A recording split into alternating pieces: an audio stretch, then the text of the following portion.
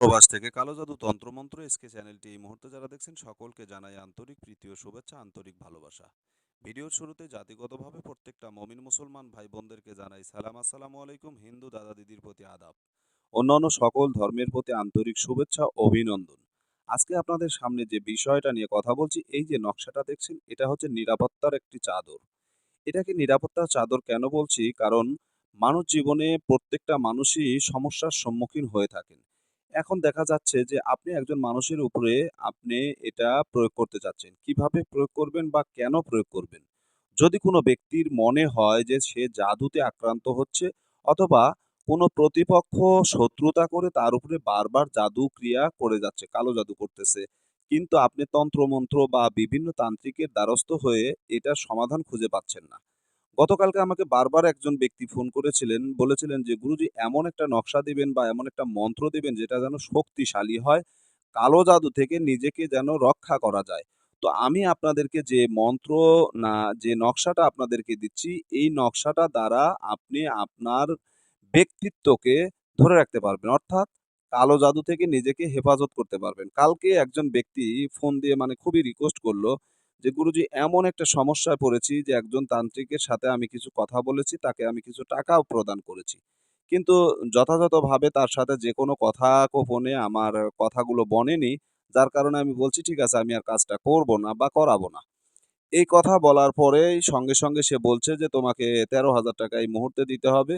১৩,০০০ কি ২৩,০০০ এরকম বলল যে, "এই টাকাটা এই মুহূর্তে প্রদান করতে হবে। যদি তুমি না করো তাহলে তোমার নাক মুখ দিয়ে রক্ত উঠে তুমি মারা যাবে। অর্থাৎ তোমার উপরে রক্তক্ষয়ী বান মারা হবে।"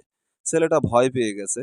মানে উম এমন একটা অবস্থা হয়েছে যে সে তার বড় ভাইয়ের কাছে বিষয়টা সঙ্গে সঙ্গে শেয়ার করছে যে, "আমি তো মানসিকভাবে এটা নিয়ে খুবই টেনশনে আছি।"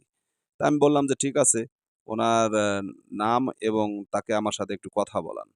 বাবার নাম সহ তাকে আমার কাছে একটু পৌঁছান।" তো নাম দিল। তো যাই হোক তারপরে আমি দেখলাম, দেখার পরে তার শরীলটাকে আমি বন্ধ করে দিলাম। আমি কোনো হাদিয়া বা কোনো কিছু তার কাছ থেকে গ্রহণ করিনি। সে নিজে ইচ্ছায় স্বেচ্ছায় বলেছিল যে, "ওস্তাদ কিছু দিতে হবে কিনা?" তো বললাম, "হাদিয়া দেওয়া সুন্নাত, নেওয়া সুন্নাত। আপনার মন চাইলে দিবেন।" ঠিক আছে? কারণ আমি যদি দাবি করি সেটা আপনাকে পূরণ করতে হবে। যদি সেটা না দেন তাহলে ঝামেলা। তো যাই হোক, এখন সে বলতেছে যে, "ঠিক আছে আমি তাহলে আপনাকে কিছু হাদিয়া দিচ্ছি। আমার আমার একটু সেফটির ব্যবস্থা করে দেন।" আমি কাজ করে দিছি স্বেচ্ছায়। তার কাজটা করে দিছি। কিন্তু সে কিন্তু আমাকে বিন্দু পরিমাণ মানে ১ পয়সাও দেয়নি। তারপরেও আমি তার কাজটা করে দিছি। কাজটা করে দিছি সে যেন ভালো থাকে। তার যেন সমস্যা না হয়। ঠিক আছে? কিন্তু সে তার কথা রাখেনি। আমি কিন্তু ঠিকই আমার কথা রেখেছি। তার সেফটির জন্য যতটুকু করা দরকার ততটুকু আমি করে দিয়েছি। এবং এটাও বলে দিয়েছি সে যত বড় তান্ত্রিক হোক তাকে আপনি চ্যালেঞ্জ করবেন। সে যদি ক্ষমতা থাকে আপনার একটা পশম, আপনার একটা শরীরের লোম যেন বাঁকা করে দিয়ে যেতে পারে। আমি দায়ভার গ্রহণ করব। এমনও কথা বলে দিয়েছি। একটা চ্যালেঞ্জ করে দিয়েছি।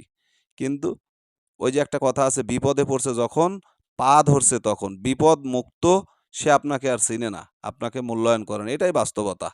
তো যাই হোক, আজকে যে বিষয়টা নিয়ে কথা বলছি, এটা হচ্ছে নিরাপত্তার চাদর। অর্থাৎ কালো জাদু থেকে, কুফরি কালাম থেকে, জাদুটোনা থেকে, জিন-পরি এবং খারাপ প্রেতাত্মা থেকে নিজেকে রক্ষা করার জন্য এই তাবিজটি অত্যন্ত কার্যকারী। কি করবেন এটা? এই তাবিজটি ব্যবহার করার নিয়ম, ঠিক আছে? আপনি যদি সারা জীবনের জন্য নিরাপদ থাকিতে চান, তাহলে হাব্র জাফরান মাস্কো দ্বারা আপনাকে ওয়ার্ক ও আবিদে নিচের এই তাবিজটি আপনাকে অঙ্কন করতে হবে। ঠিক আছে? অঙ্কন করার পর এটাকে নতুন একটা তামিমা তুলে ভরিয়া সর্বদা নিজের ডান হাতে, পুরুষরা ডান হাতে ব্যবহার করবে, মেয়েরা বাম হাত গলায় ব্যবহার করতে পারবেন। পুরুষরা ডান হাত ব্যবহার করতে পারবে। ঠিক আছে? গলায় ব্যবহার করতে পারবে না পুরুষরা। কিন্তু মেয়েরা বাম হাত গলায় ব্যবহার করতে পারবে। নিয়মটা আমি সুন্দরভাবে বলে বুঝিয়ে দিলাম। যদি বুঝতে সমস্যা হয় ভিডিওটা বারবার দেখবেন, বুঝতে পারবেন। তো ভালো থাকুন, সুস্থ থাকুন। আল্লাহ হাফেজ।